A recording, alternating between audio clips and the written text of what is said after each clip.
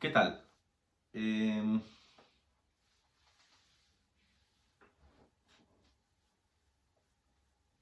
no quiero hablar acerca del COVID-19. Mm, Hoy no quiero emplear ningún texto bíblico. Simplemente quiero pensar en alto. Quiero que reflexionemos. No pretendo ser dogmático. Mm, No voy a enseñar doctrina. Eh, Me gustaría hacer esto de forma presencial, tener 30, 40, 45 minutos para desarrollar mis pensamientos, mis ideas, las conclusiones a las que voy llegando y, y entablar un diálogo, una comunicación. Poder escuchar para comprender otras líneas de pensamiento.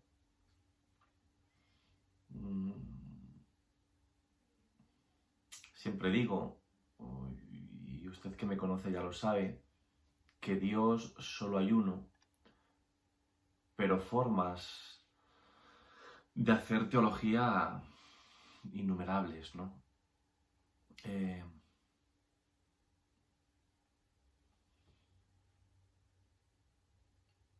no voy a hablar de una iglesia local en concreto.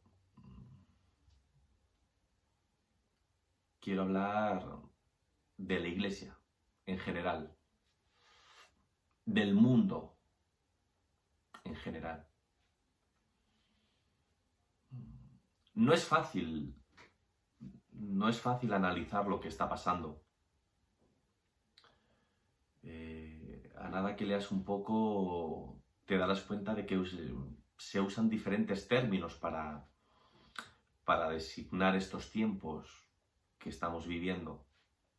Modernidad en crisis, modernidad tardía, posmodernidad y otros. Hay más, hay más. Y si bien es cierto que no todos hacen la misma lectura, pero sí todos convergen en una misma palabra.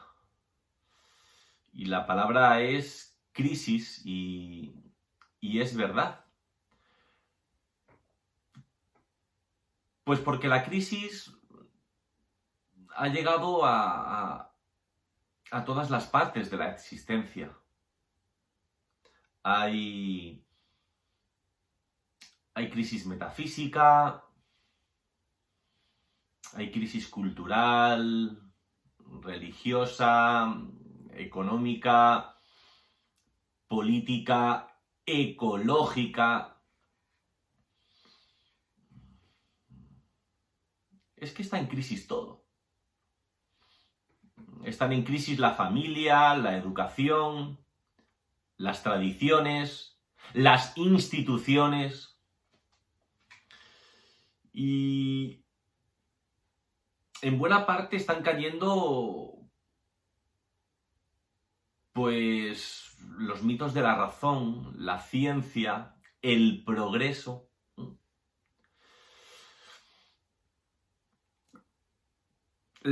La razón no nos está llevando a una vida más digna. La ciencia no nos está diciendo ni cómo ni hacia dónde hemos de orientar la historia. Y este progreso del que tanto alardeamos, pues no es un sinónimo de bienestar para todos, simplemente de unos pocos.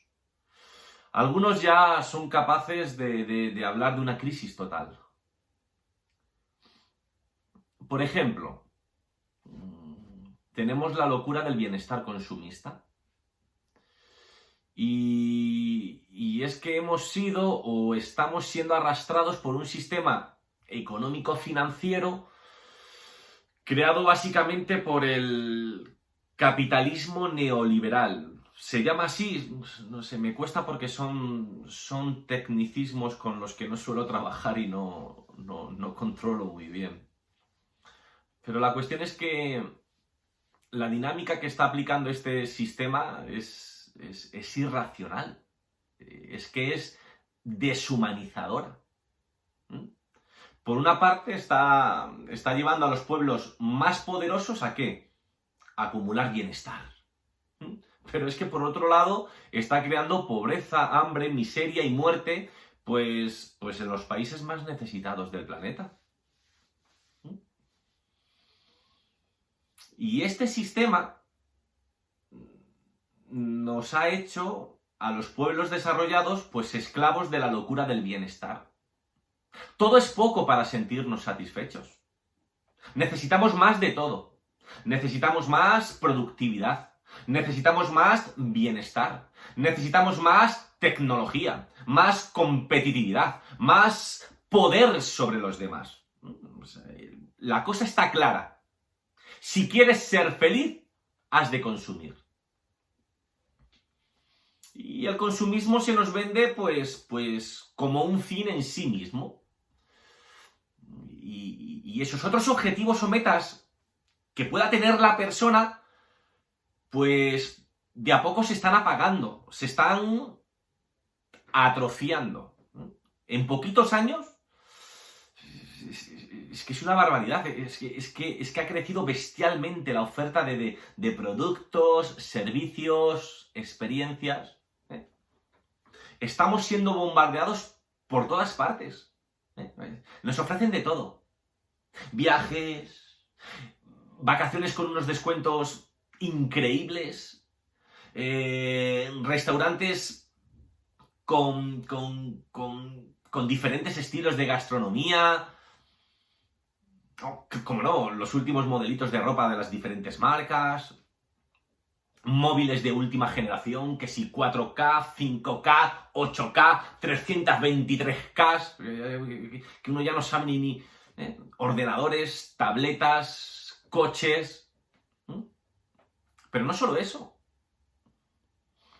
También nos ofrecen ideas, experiencias nuevas, novedosas, relaciones amorosas, por decirlo de una forma suave. Y este modo de vivir consumista, pues, sin darnos cuenta, nos está dejando una huella profunda en las personas. Hay una teóloga brasileña con un nombre muy raro, pero muy raro. Es que no me voy a atrever ni a pronunciarlo. Pero ella explicó a la perfección las consecuencias de esta sociedad. Y ella pues hablaba del riesgo de que la persona llegue a descubrirse con una identidad confusa, sin vínculos afectivos firmes, sin puntos de referencia sólidos, sin alternativa de elección, de pertenencia, o sea, sin capacidad para tomar decisiones sobre la propia vida. Son palabras de esta mujer. Y esa autonomía propia de cada uno, que tanto se quería, que tanto se anhelaba, que tanto se añoraba, pues está siendo asfixiada por una cultura del consumismo que no nos permite ser nosotros mismos. El ser humano está en crisis. Pero también está la crisis de Dios. Te has tenido que dar cuenta. La fe en Dios está muriendo en la conciencia del hombre y de la mujer de esta sociedad. Si es que no hay más que escuchar. En pocas décadas hemos pasado de una afirmación social, pública e institucional de Dios pues a un estado de indiferencia. Ya les digo que no pretendo ser dogmático, simplemente estoy pensando en alto. Y me gustaría compartir luego contigo tus ideas, tus reflexiones. Pero es que Dios ha dejado de ser el fundamento de nuestra sociedad. Ese principio que antiguamente unía a la cultura. Y es que ya no es que se rechace la idea de Dios, como pasaba antes. Simplemente se ignora. Se pasa. Y yo, sin ser ningún experto,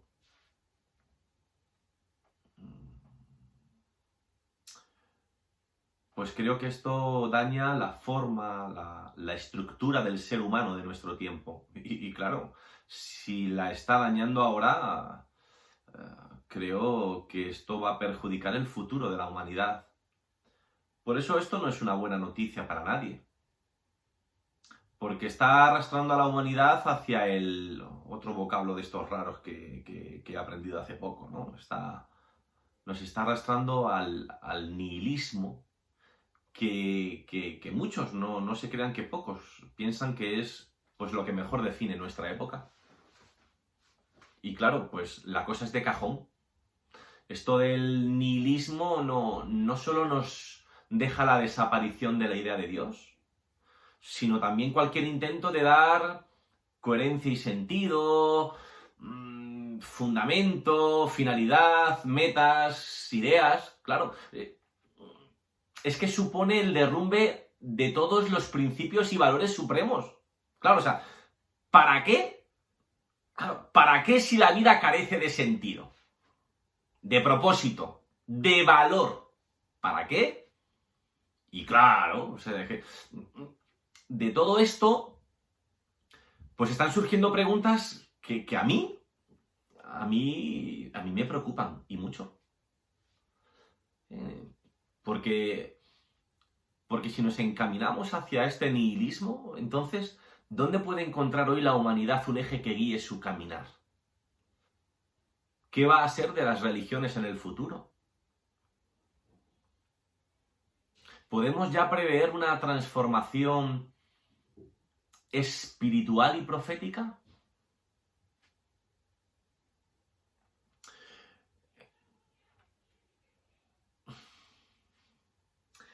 En segundo lugar, quiero comentar también acerca de la crisis del cristianismo actual. Hace ya, esto no es de ahora, o sea, hace ya muchísimos años que se dice que estamos entrando en una era postcristiana. ¿Y para qué vamos a engañarnos?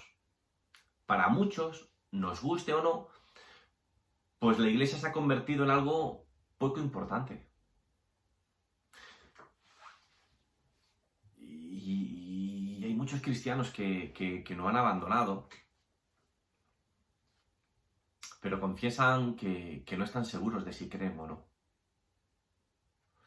Y bueno, esto es así aunque no todos se atrevan a decirlo públicamente. Entonces me pregunto, ¿tenemos que ser tan pesimistas? ¿Qué está sucediendo en realidad?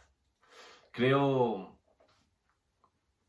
que hay un vacío interior en el cristianismo actual. Porque la fe se está quedando en un conjunto de doctrinas.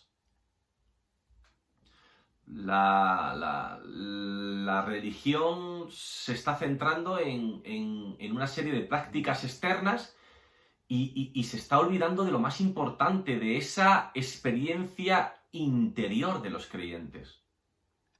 ¿Por qué? Pues por miedo a que esto beneficie al subjetivismo y no a la ortodoxia. Claro, o sea, mi punto de vista no importa para nada. Lo que tiene que prevalecer es lo que se cree o lo que se tiene por verdadero. Hoy en un espacio como este, ¿no? Donde se trata de abrir el corazón. No es cuestión de enseñar. Simplemente es pensar en comunidad, ¿no? Hoy yo te podría hablar pues de cosas que están arruinando ese cristianismo que heredamos hace años y que hemos vivido pues hasta ahora. Pero antes de nada, me gustaría que pensaras en esas personas que cumplen a rajatabla todos los deberes externos de su religión, la que sea.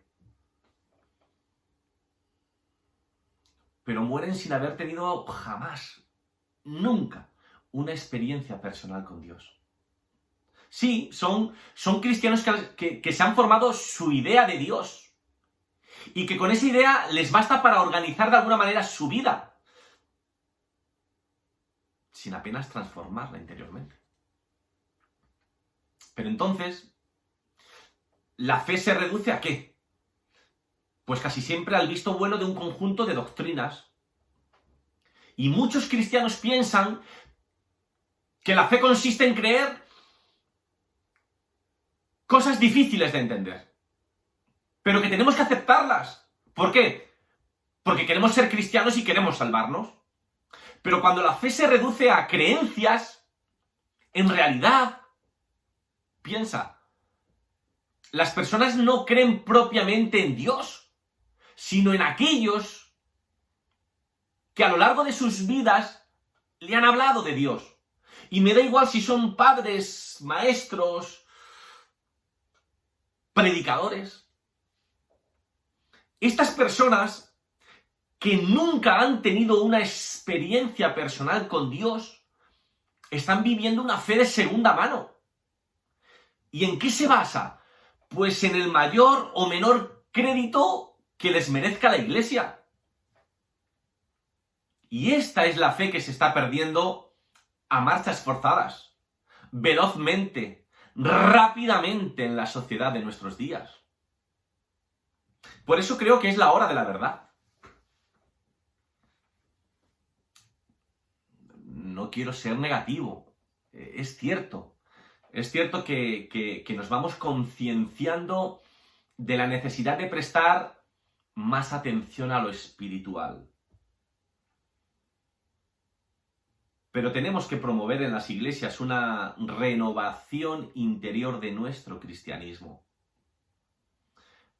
Pero esta crisis es tan profunda que ya no vale con meras reformas superficiales.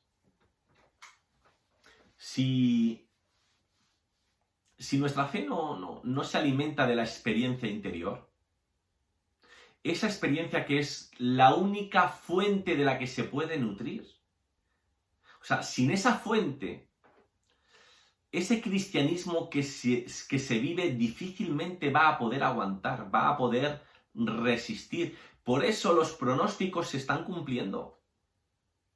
Porque los cristianos estamos atravesando un desierto de exterioridad y un vacío espiritual. Si es que nadie sabe hoy con seguridad el futuro de la fe entre nosotros, porque los cambios están siendo tan profundos.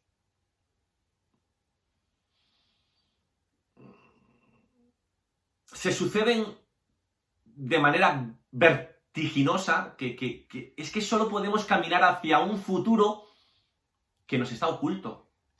Y es que queramos o no, tenemos que ir hacia lo imprevisible, corriendo riesgos y confiando en Dios más que nunca.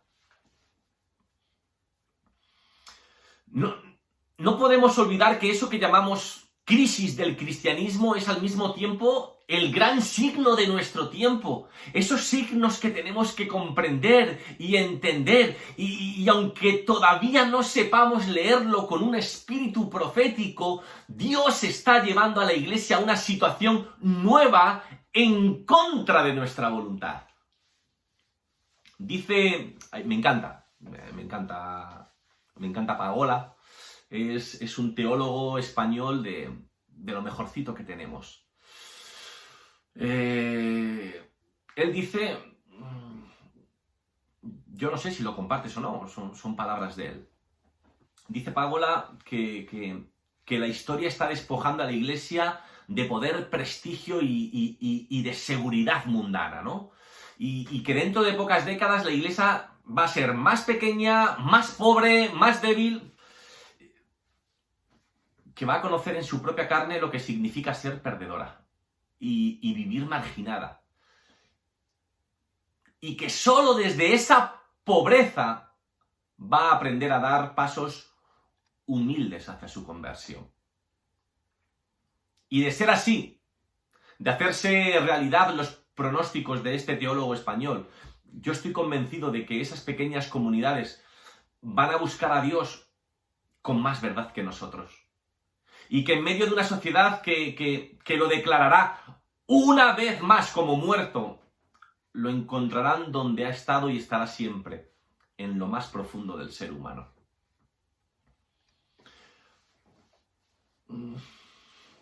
Por eso yo creo que nos vemos abocados a...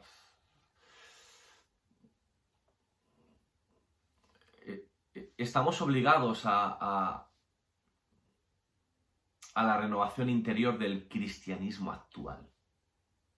Tenemos que reaccionar.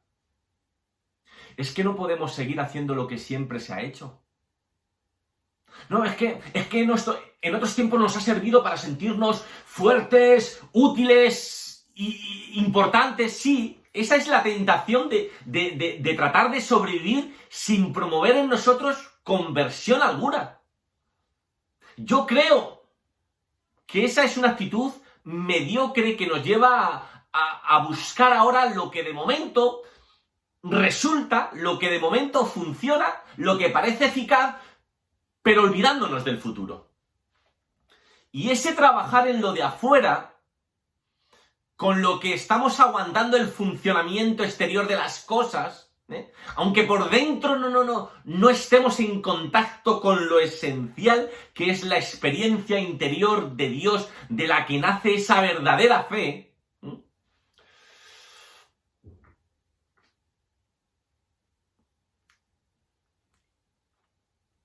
es que tenemos que decir que la Iglesia tiene que ser una Iglesia espiritual.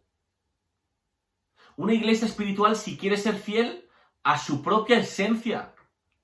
Por eso la Iglesia tiene ahora, más que nunca, que redescubrir sus propias fuerzas espirituales.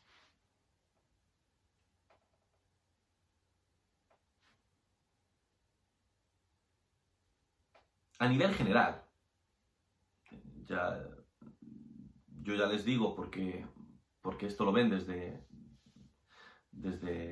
diferentes lugares. No quiero enfatizar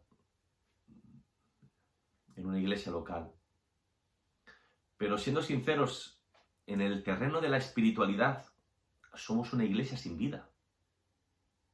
En la vida de la iglesia siguen mandando hoy, y de verdad, con el corazón, con la mano en el corazón, ¿no? Iba a decir con el corazón en la mano. Sí. Sé que con toda la buena voluntad que no se puede negar.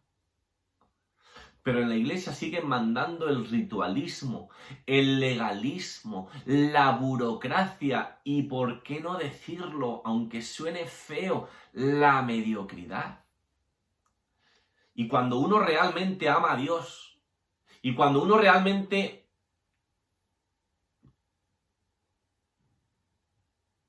quiere el reino de Dios, que sea una realidad en la vida de todas las personas, cuando uno busca aportar a la renovación interior del cristianismo, pues se hace muchas preguntas.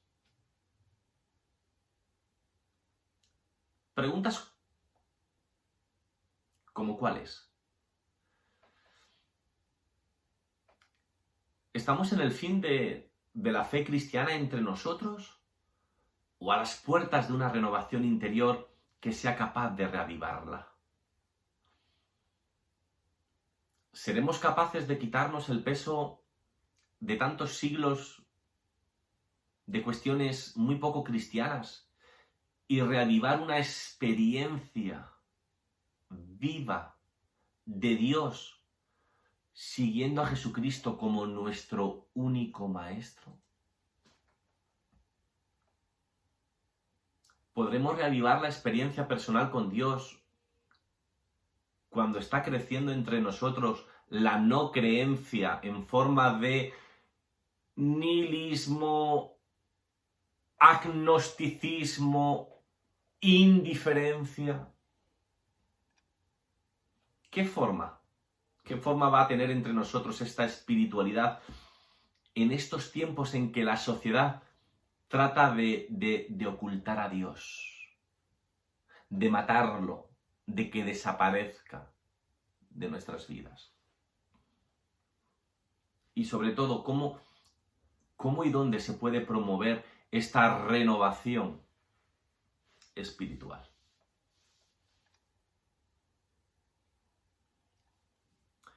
La tercera cosa que quiero comentar en el día de hoy es pues esa necesidad de reavivar la espiritualidad de Jesús.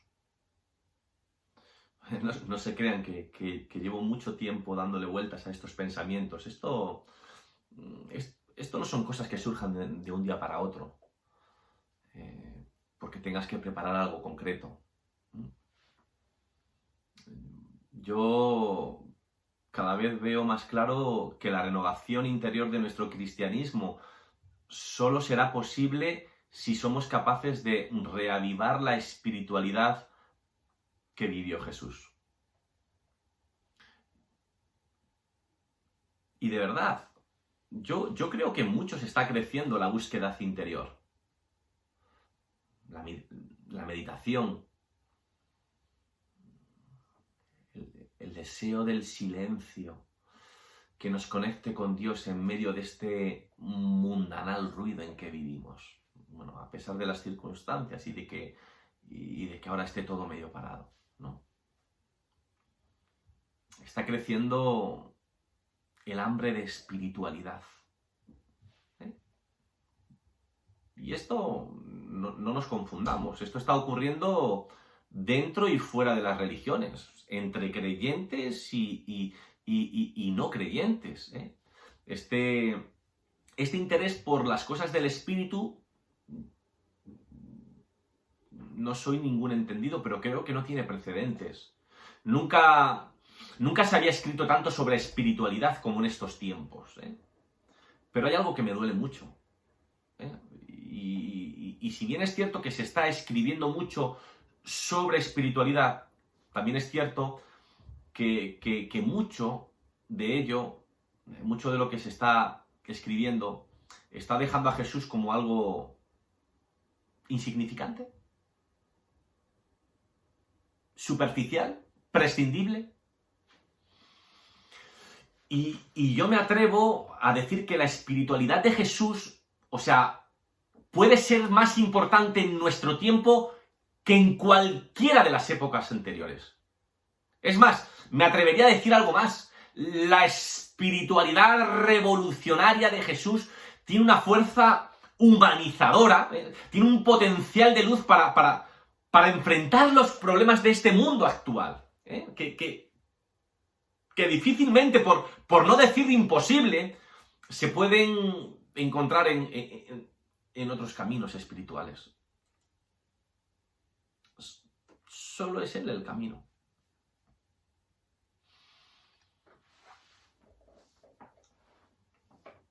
Y si tú me preguntaras hoy, ¿cuáles son algunos de los rasgos de la espiritualidad de Jesús? Pues rápidamente, por cuestiones de tiempo, yo podría dejarte 4 rasgos de esa espiritualidad que debemos de fomentar y que debemos de cuidar. Primero, pues una espiritualidad vivida como relación personal con Dios. O sea,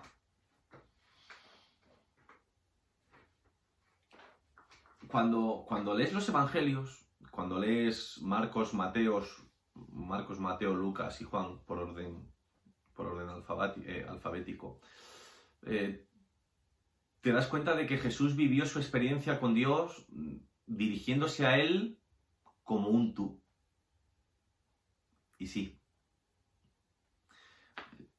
lo sé. O sea, sé que es cierto que ningún lenguaje sobre Dios en las diferentes culturas y religiones es capaz de explicar ni describir el misterio de Dios. Lo sé. Pero es que a los seguidores de Jesús, el poder invocar a Dios como un tú nos está permitiendo vivir nuestra relación con Dios como un encuentro personal.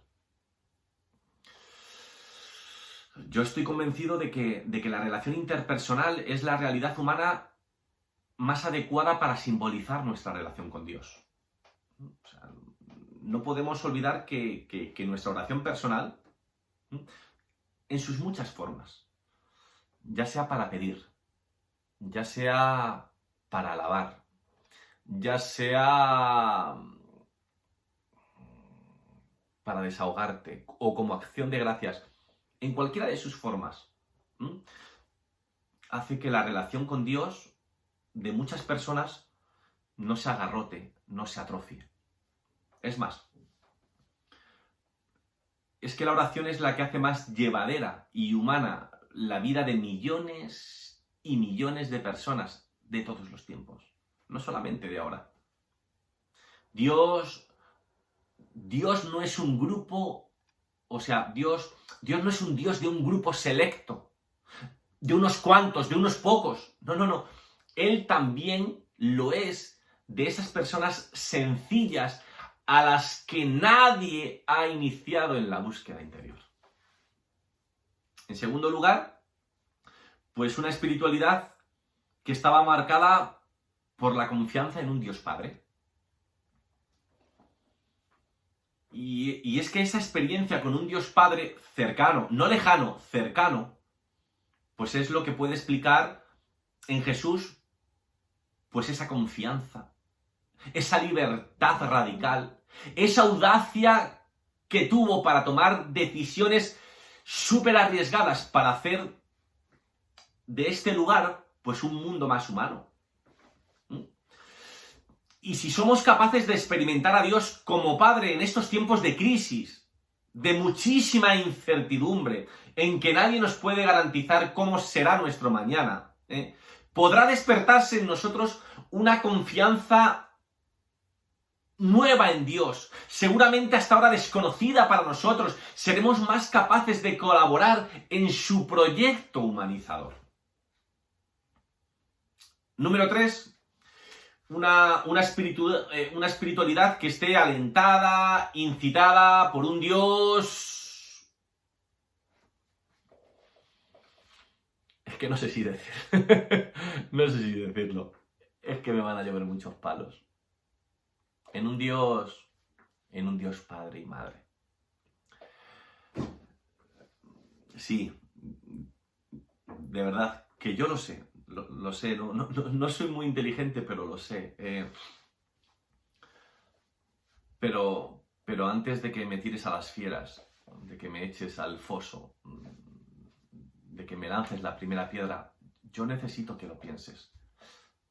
Ya te dije que esto no era un estudio, que era un pensar en alto, un reflexionar sin tratar de adoctrinar, dogmatizar. Yo sé, y es verdad que Jesús ora a Dios siempre como Padre.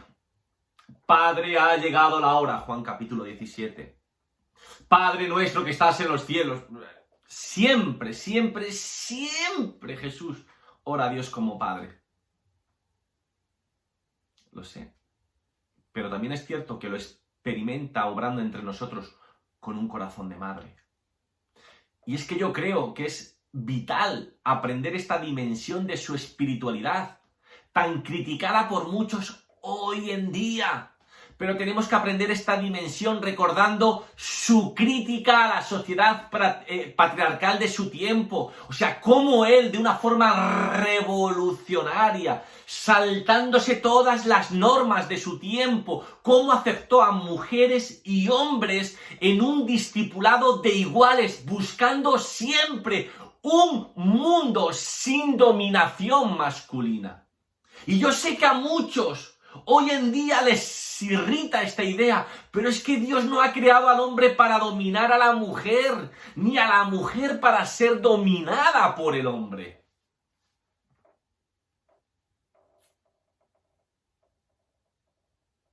¿Hasta cuándo tendremos que soportar la supremacía del hombre sobre la mujer?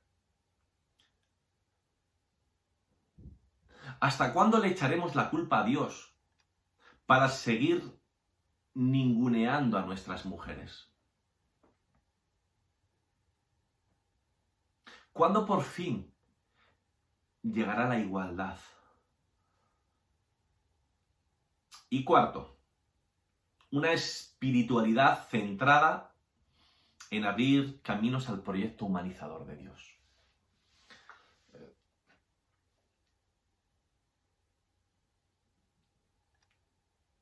Pensándolo bien, la novedad de Jesús es que su verdad consistía en insistir en Dios como Padre. Y siempre lo relacionaba con la llegada del reino. Ese reino que le ofrece ante todo a los pobres, a los excluidos de la sociedad. Es cierto. O sea, es que Jesús no, y perdónenme que chille, no habla nunca de un Dios que se olvida de sus hijos y que pasa olímpicamente de su... Nunca. Dios siempre se preocupa de sus hijos. Siempre. Cualesquiera sean sus circunstancias.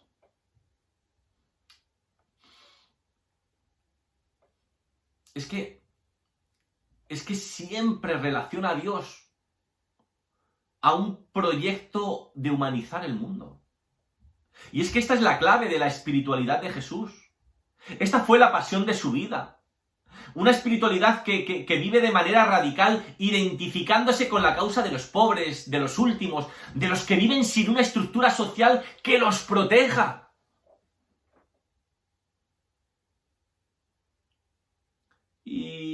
Y para ir terminando,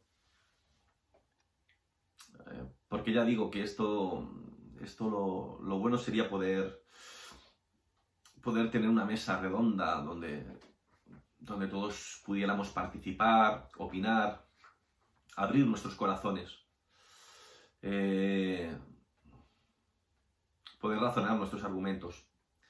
De lo último que quiero hablar en este día es de Jesús como nuestro maestro interior.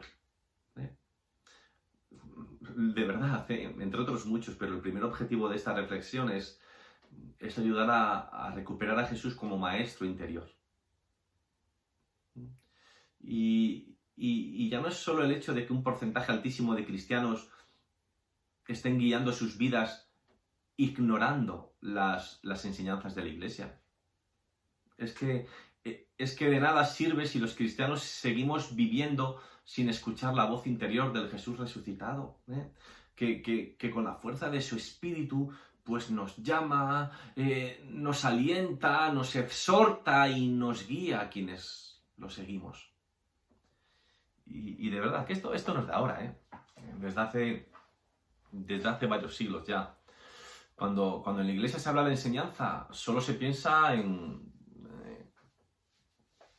los estudios bíblicos que damos. En nuestro caso concreto, los viernes a eso de las 7:30. Pero es que casi siempre ignoramos la enseñanza interior del Jesucristo resucitado. Y sin duda la fe cristiana necesita hoy también de la orientación responsable de pastores y maestros. Pero un cristianismo olvidado de Jesús y guiado única y exclusivamente por los líderes de turno, pregunto, ¿No piensas que llevará a muchos a la indiferencia, a la pasividad, al infantilismo?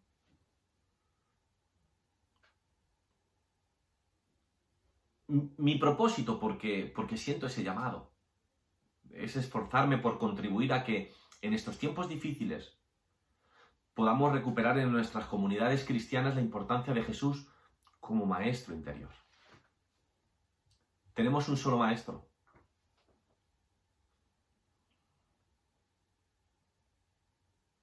En estos tiempos en que nos preocupan tanto los seguidores que tenemos en YouTube, en Facebook, en Twitter,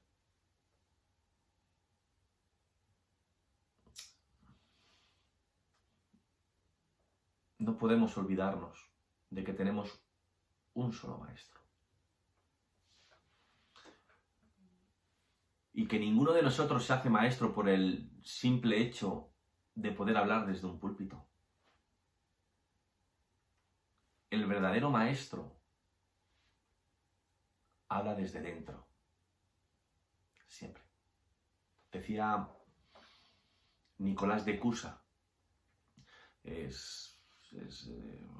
era un teólogo y filósofo alemán, decía: mientras yo permanezco en meditación silenciosa, tú, Señor, hablas a mi corazón.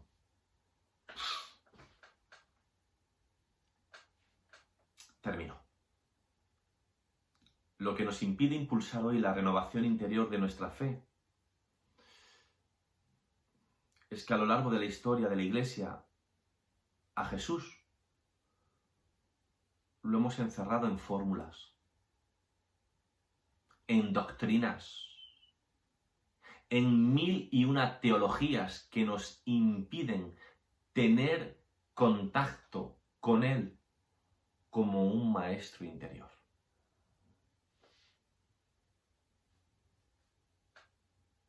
Y digan lo que digan. Y me da igual si pastorean mega iglesias. No hay una sola doctrina. No hay un solo valor ético. Ninguna actitud religiosa. Ninguna forma de vida que separada de la persona de Cristo pueda decirse que son lo cristiano. Lo cristiano es el mismo. Lo cristiano es Él mismo. Lo que por Él llega al hombre y la relación que a través de Él puede tener con Dios.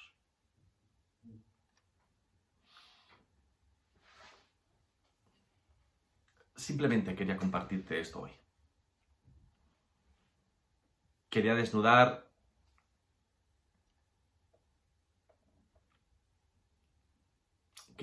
mi alma, abrir mi corazón, mostrarte una verdadera preocupación. Pero para que de esta reflexión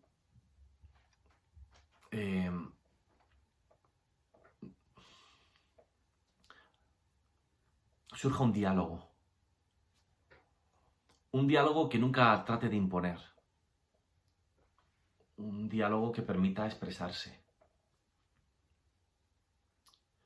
manifestarse.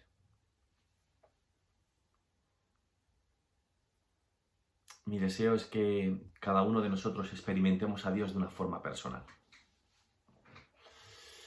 Y que, aunque nos toque transitar caminos diferentes, podamos identificarnos en que todos tenemos un mismo maestro interior.